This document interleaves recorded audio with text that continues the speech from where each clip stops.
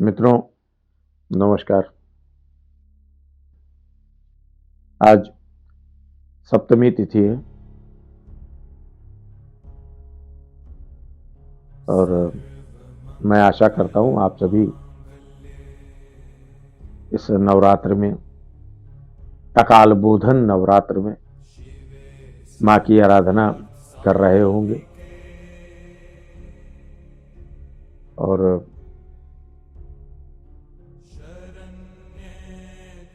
बस 3 दिन नवरात्र के और शेष हैं।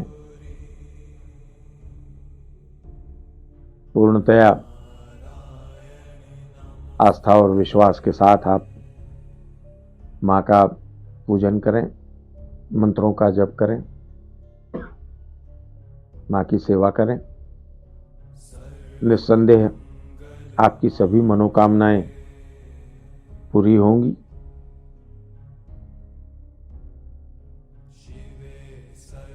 छोटी छोटी कुछ चीजें अगर आप अपने ध्यान में रखेंगे तो हमेशा ये आपके लिए लाभदायक होंगी। सबसे पहली चीज, दुर्गा को पूजन करते समय अथवा किसी मंदिर में जाते समय कभी तुलसी पत्र का प्रयोग न करें। आगम शास्त्रों में कहा गया है, तुलसी घ्राण मात्रेण क्रुद्धा भवति चंडिका। तुलसी पत्र की महक मात्र से ही चंडिका देवी क्रोधित हो जाती है। तो तुलसी पत्र कभी दुर्गा को अर्पित न करें। भोग प्रसाद इत्यादि की वस्तुओं में भी लोग तुलसी पत्र दान करके तब भोग लगाते हैं, किंतु दुर्गा को भोग लगाते समय उसमें पुष्प डाल दें, लेकिन तुलसी पत्र का प्रयोग भूल कर भी न करें, अन्यथा आपको इसके दुष्परिणाम मिलेंगे। दूसरी बात, ये सारे लोग, मैंने सुना भी है, देखा भी है, अधिकतर लोग इस नवरात्र काल में या दुर्गा की आराधना में जो जिस प्रमुख मंत्र का प्रयोग करते हैं, जो दुर्गा सप्तशती का मूल मंत्र है, ऐं ह्रीं क्लीं चामुंडायै विच्चै। मित्रों, इस मंत्र को नवार्ण मंत्र कहा गया है। नवार्ण अर्थात 9 वर्णों वाला मंत्र। लेकिन अधिकतर लोग और तथाकथित विद्वान भी अनेक तर्कों के साथ इसमें ओम जोड़ देते हैं। ओम ऐं ह्रीं क्लीं चामुंडायै विच्चै।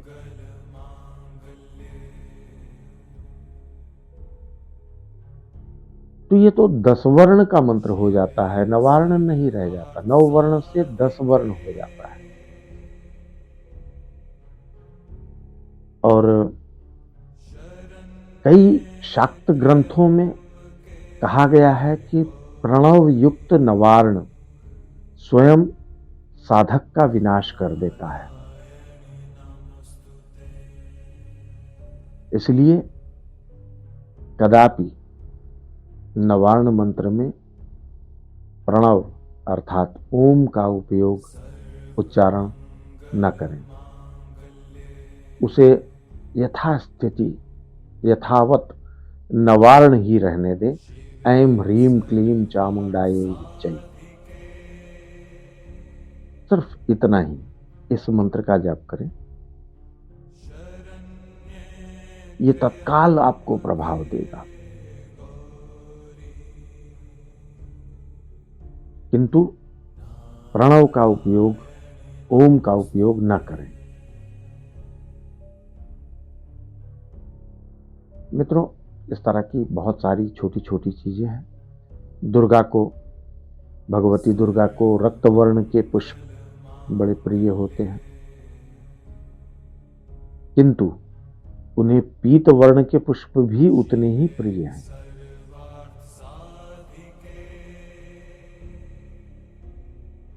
मैंने आपको बताया था कि भगवान श्री राम ने दुर्गा देवी की आराधना कर अपराजिता शक्ति प्राप्त की थी रावण का वध करने हेतु। कलिकाल में वह अपराजिता देवी, अपराजिता लता या अपराजिता पौधे के रूप में, वृक्ष के रूप में पृथ्वी पर आज भी मौजूद हैं, जिसे कृष्ण अपराजिता कहा जाता है। नीले रंग के पुष्प होते हैं।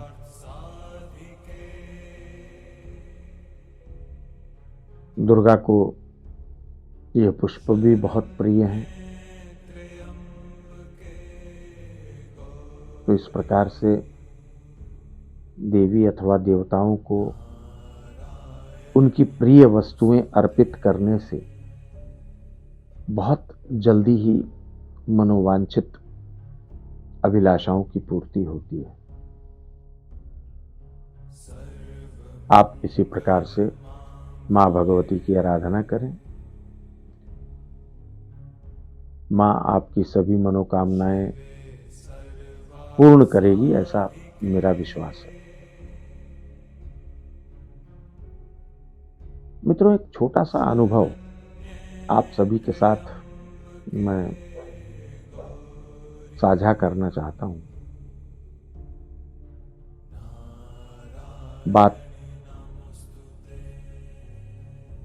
84 या 85 की है, सन 1984 या 85 की। गुरुदेव की आज्ञा से मैं कामाख्या शक्तिपीठ में सप्तशती का पुरस्चरण कर रहा था। नित्य प्रति त्रिकाल पाठ करता था। उन्हीं दिनों की छोटी सी घटना मेरे दिमाग में ताजा हो रही है।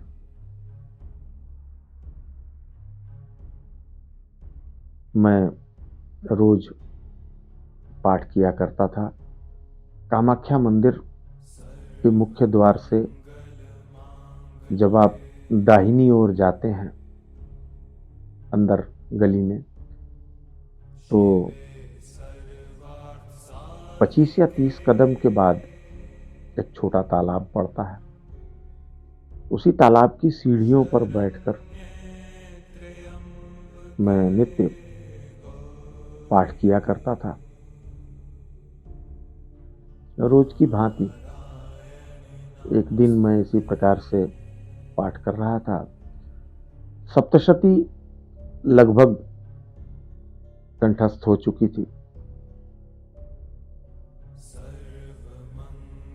मैं पाठ कर रहा था और अनुमान से पन्ने पलट रहा था।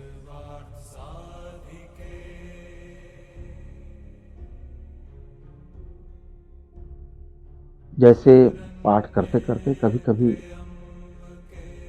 तंद्रा भी लग जाती थी, अर्धनिद्रित अवस्था जिसे कहते हैं। आंखें बंद हो जाती थी, किंतु मुख से उच्चारण तो होता ही रहता था पाठ का। तो मैं इसी प्रकार से पाठ कर रहा था। आंखें बंद हो चुकी थी, पाठ अनवरत जारी था। संभवतः 5वां अध्याय रहा होगा।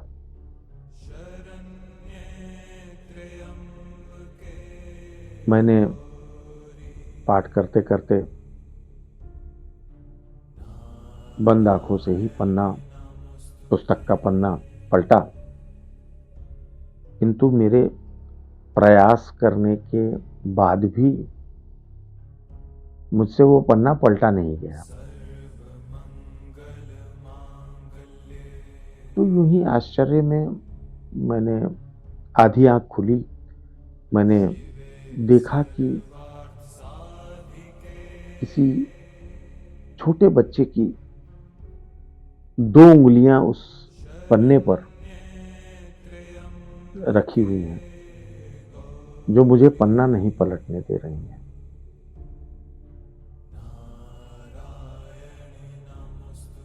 बड़ा विस्मय हुआ मुझे। तंद्रा भंग सी हो रही थी। मैंने आंखें खोलकर देखने का प्रयास किया तो एक बहुत छोटी सी बड़ी सुंदर सी बालिका मुस्कुराते हुए मुझे देख रही थी। ऐसा मुझे अनुभूत हुआ और उसी बालिका की हाथ की 2 उंगलियां उस पन्ने पर पड़ी हुई थी। मेरी दृष्टि पन्ने पर गई तो संभवतः मैं जल्दी पन्ना पलट रहा था, क्योंकि उस पन्ने के श्लोक समाप्त नहीं हुए थे।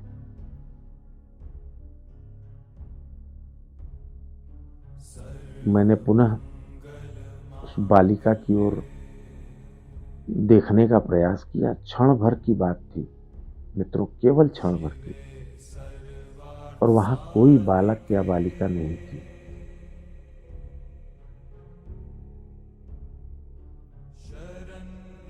अद्भुत विचित्र सा रोमांच हुआ।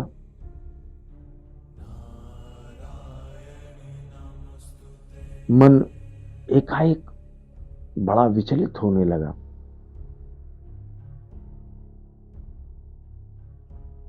व्याकुल होने लगा, घबराहट सी होने लगी।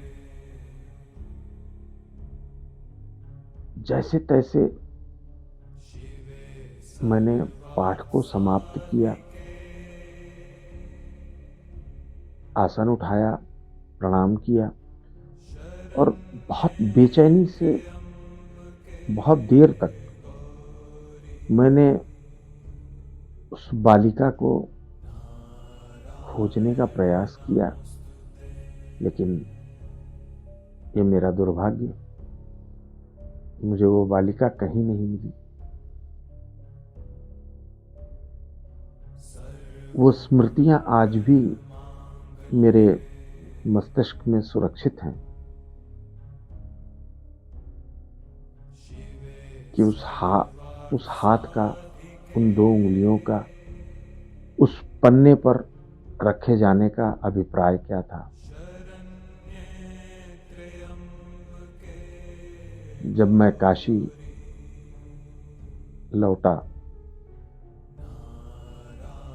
तो मैंने गुरुजी से इस विषय पर चर्चा की।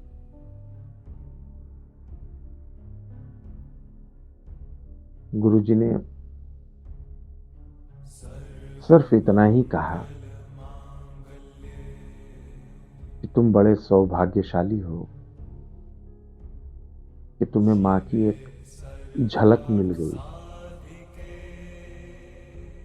तो क्या वाकई में मां ने उस बालिका रूप में मुझे दर्शन दिए थे? मित्रों, कहना बड़ा मुश्किल होता है। तर्क की कसौटी पर तो हम इसे कस ही नहीं सकते, और शायद आस्था पर कसने का विज्ञान ये है नहीं।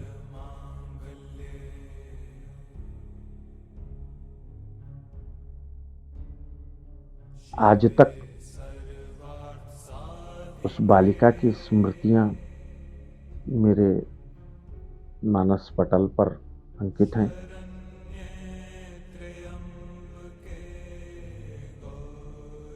और वो स्मृतियां मैं आज भी नहीं भूला हूं।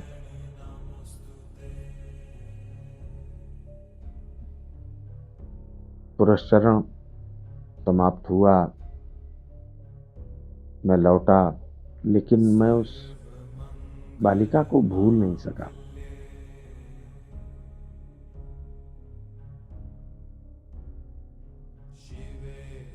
तो बाकी का निर्णय मैं आप सभी के विवेक पर छोड़ता हूं कि आप इस बात को किस प्रकार से लेंगे, मुझे नहीं पता। लेकिन अपनी अपनी परंपराओं के अनुसार अष्टमी अथवा नवमी तिथि को आप सभी कुमारी पूजन अवश्य कीजिएगा।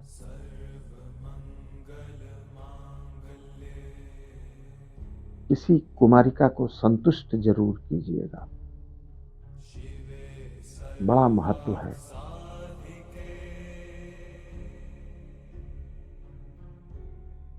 और इससे आपको कैसी अनुभूति होती है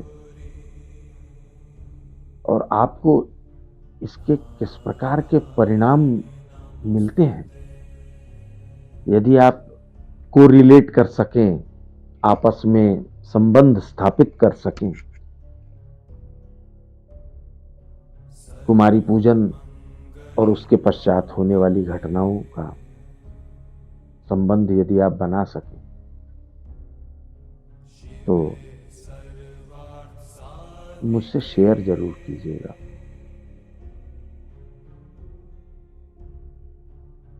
ये नवरात्र आप सभी के लिए शुभ हो, मंगलमय हो।